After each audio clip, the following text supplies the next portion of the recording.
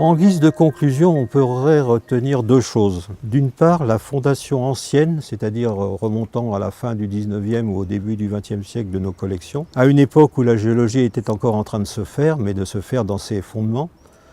Et de ce point de vue, nos collections prennent la direction de l'histoire de la géologie. Ce sont des collections qui interviennent dans la connaissance géologique. Beaucoup de pièces qui sont dans la collection Lapparent, par exemple faites dans les années 1880, ne sont pas attribués à un étage pour la simple raison que ce nom d'étage n'existait pas encore. Ils ont été fondés plus tardivement. Donc c'est des collections de fondations anciennes et qui nous sont comme un jalon, comme une borne des connaissances d'une certaine époque. Le deuxième aspect de la conclusion, c'est le développement actuel qui se fait de ces collections dans un contexte qui est favorable. Il y a quelques décennies, la mine et donc le minerai étaient assez peu prisés, surtout dans des pays comme le nôtre.